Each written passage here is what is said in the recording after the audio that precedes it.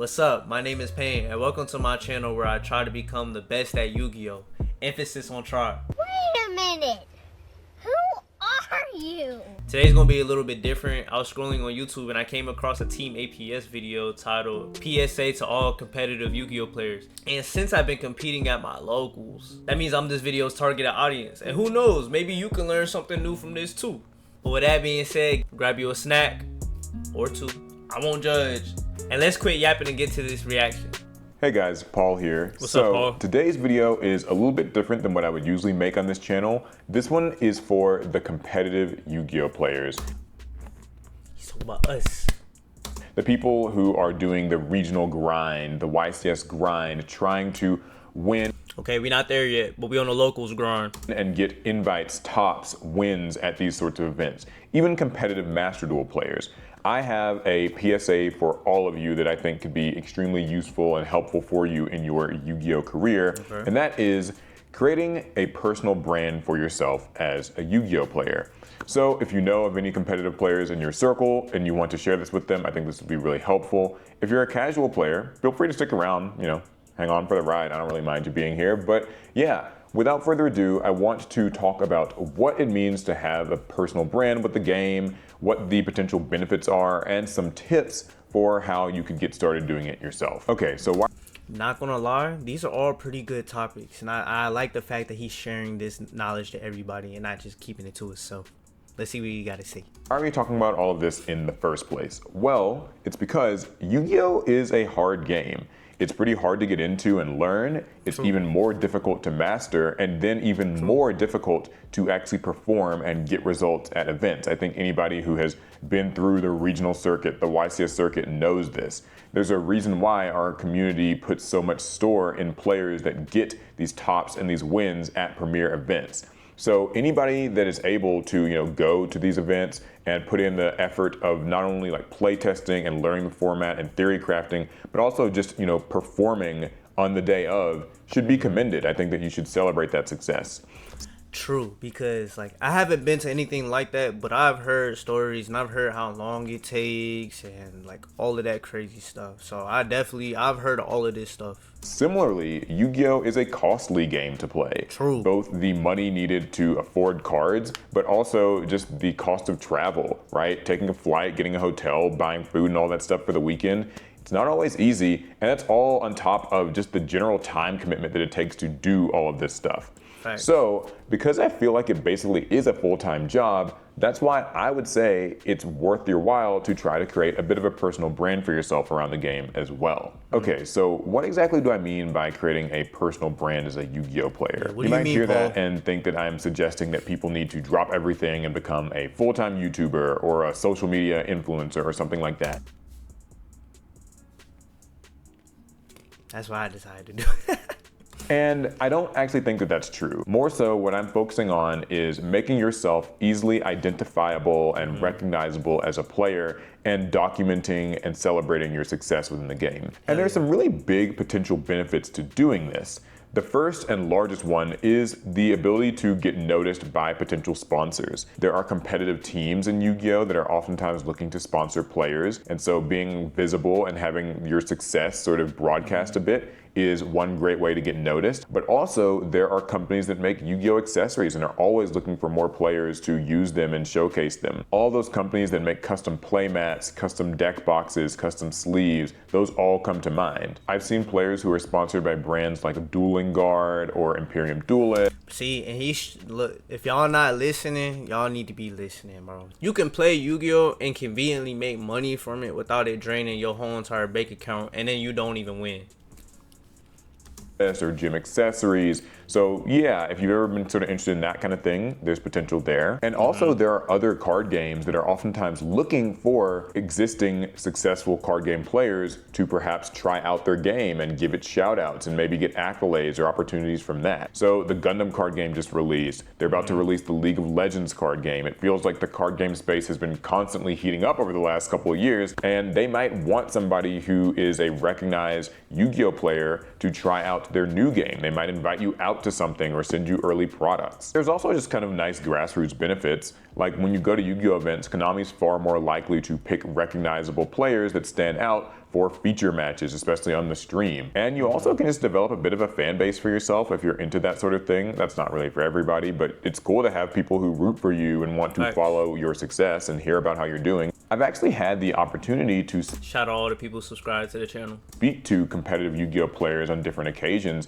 and I find that I'm always very impressed by just like what they have to say about the game. There's so many cool insights and opinions about just the way that they sort of mentally approach deck building or gameplay or execution, and the decision making that goes into like deck choices and event prep. I'm always fascinated by it because, you know, I have not won a YCS or topped a YCS or like even won a regional ever in my life. So hearing from the people who are out there doing it is really cool. And I think that it's a bit tragic then that oftentimes those opinions and those theories go largely unheard.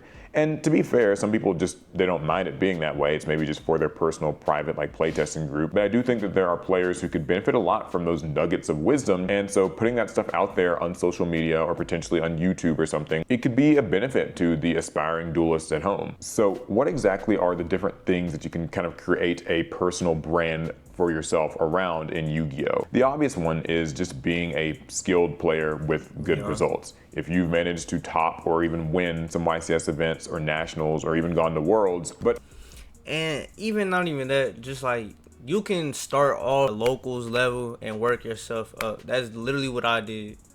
That's literally what I did, and started just recording myself and just be yourself. Because if people fuck with you, they gonna fuck with you, bro. And then you won't have to ever switch it up. You just be yourself.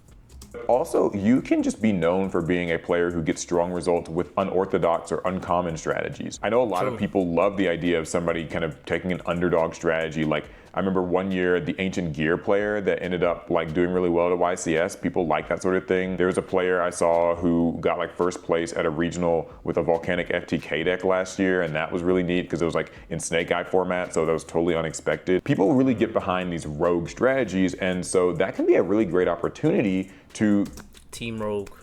Team Rogue, yes sir. I'm telling you, bro. When you play them rogue decks, bro, I love playing my rogue decks, and I watch people because it's so like unconventional.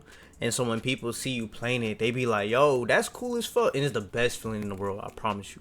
Kind of create a bit of a brand around it and capitalize on that attention. It's also perfectly fine to just sort of be a positive, passionate face, right? Like even if you're not actually winning every YCS event, if you're the sort of person who just makes your presence at the events known and you have a good personality, then that can go a really long way too. It's not actually about necessarily being the very best, but just even though that's the goal, you feel me?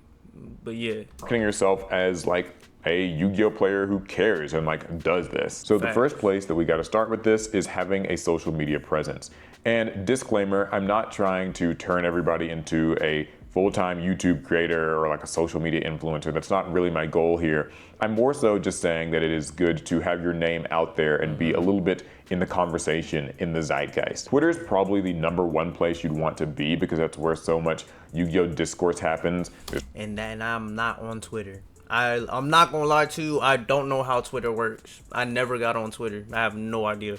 Players there are content creators there are brands there, and other card game ambassadors are also there. So I would say you should start by just having a Twitter profile. It can be your name, you don't have to have anything crazy and creative. I think that having a good profile picture is really key, particularly if you have already been featured in a YCS feature match on stream or even part of the written coverage. You can take a screenshot or take one of the pictures that Konami shares and use that as your profile picture on Twitter. That's a really good place to start.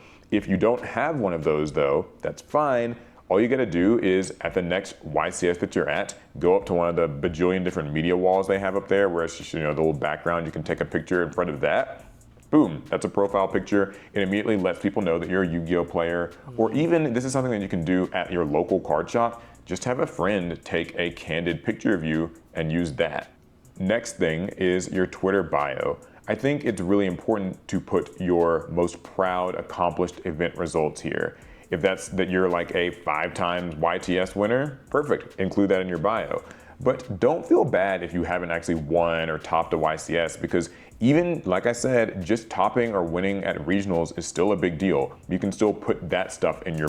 Little wins matter, bro. Now, one locals that I top, I'ma always remember that, bro. bio as well. Another cool thing you can do on Twitter is letting people know what the next event that you're going to be at is. Whether that's a big YCS or Worlds, or even just the next regional that you'll be playing in, it's still good to let people know that you are active, you are playing, and this is the next place where they can see you and follow your results. You might be surprised because if you're developing a fan base, there might be people who want to meet you. And also, if there are potential like brand ambassadors who are there trying to scout people out, they might actually find themselves at that event as well. And just generally showing that you're active is a good thing. Okay, now what would you actually post on social media? Well, I first of all want to say, I don't think that you have to like post stuff every day. This isn't, like I said, trying to be like an influencer and that you're trying to share every little aspect of your life. More like, it's a good opportunity to maybe show event recaps. So some people will do that thing where like each round they'll just have an ongoing thread of like how each round went. Like I won the dice roll, here's what I faced, here's kind of how game 1 or game 2 or whatever went. That's something people can do. You can also do a recap after the event, so that way it kind of allows you to stay completely focused and zoned in while you're actually playing. But either one works. I also think that it's good to showcase anytime that you win an event. If you won at a sneak peek, if you won at a box tournament or a case tournament, you won a win-a-mat or a public event at a YCS, or of course if you just won the whole thing, either way, that should be a social media post. It's great because you're celebrating your success. That's not arrogant, that's not... And even if you lose, bruh, at the end of the day, I've learned that like it doesn't even matter. Cause you gotta be able to take your L's and learn from the L's. Cause when you learn from the L's, that's when you make dubs. Facts. Being overconfident or cocky, that's just showing that, you know, you're proud of the thing that you accomplished, and people tend to gravitate towards those posts and they like them. I do think a great way to get into the conversation of the game is to post your thoughts on the format. I know that on Twitter it can kind of be easy to get lost in the whole like, here's why Yu-Gi-Oh sucks right now, or here's something that's wrong, or we want the ban list or whatever. But I think that if you're a real competitive player and you just like thinking about the game and thinking about matchups and prep, you can actually prompt people to start talking about it and sort of move the discussion there. You can also make posts that just share a picture of yourself when you're at an event, like before you start. You know, I'm at the sneak peek, I'm at this regional, it's day 1 at the YCS, here I am. Speaking of that, it's also really good to try to create a bit of a consistent look for yourself as a human being at Yu-Gi-Oh events. What I mean by this is maybe you have a sponsored team jersey, right? A lot of players have that at events, I see them now. That can sort of be your look. Like I'm always wearing the purple jersey or the green jersey for this particular Being easily identifiable. team.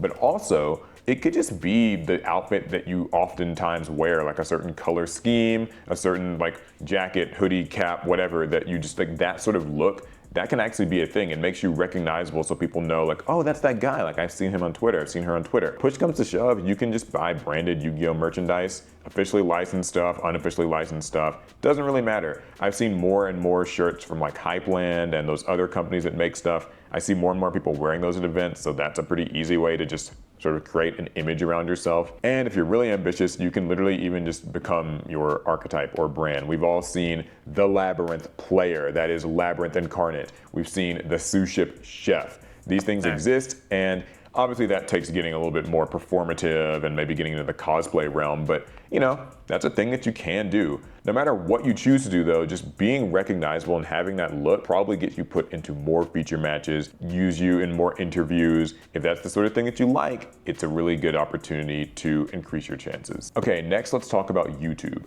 Like I said, Yo, that was some real good advice, I'm not gonna lie. before, I'm not trying to create a bunch of people who all have like YouTube as a full-time career. I mean, that's great if you want to do that, but I think that it's just good as a competitive player to have a channel where you post something sometimes.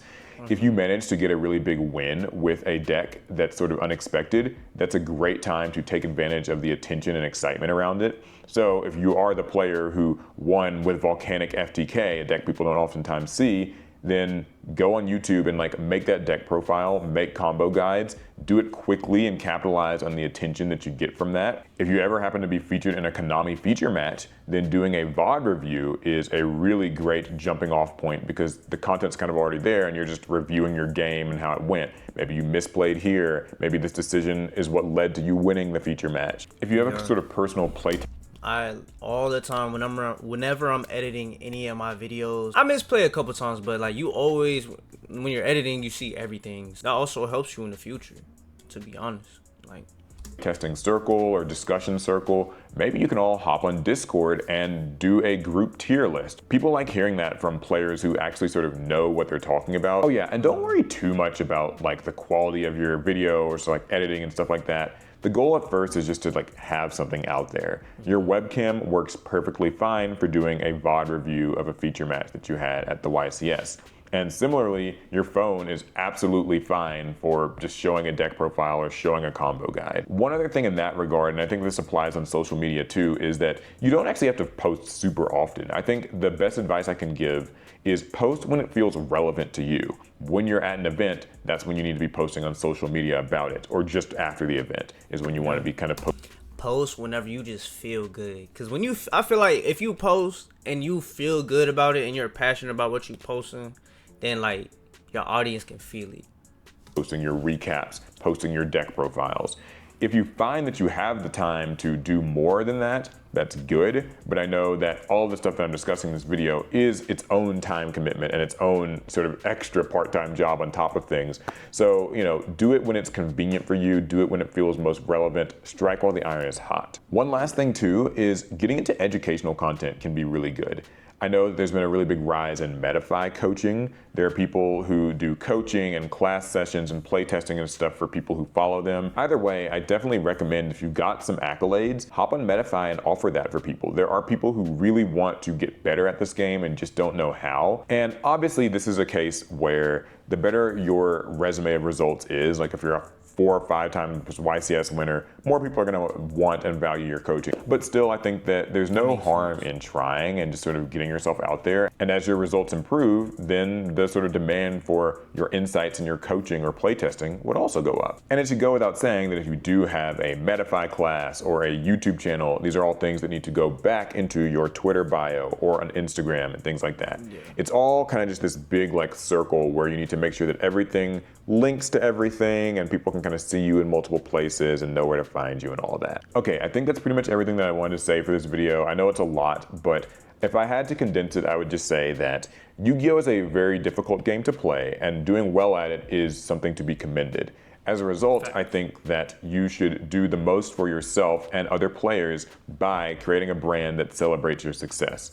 It can open up a lot of opportunities for you, both with Konami, with other games, with other accessories manufacturers, and it's also just kind of fun. Some disclaimers, this isn't for everyone. Some people prefer to be low-key, and that's totally okay. You don't have to actually share all this stuff. It's not technically going to improve your event results, so I totally understand if not everybody wants to do it, but I thought that I would get it out there because there are some people who could really benefit, and yeah, that's gonna be it. Let me know what you...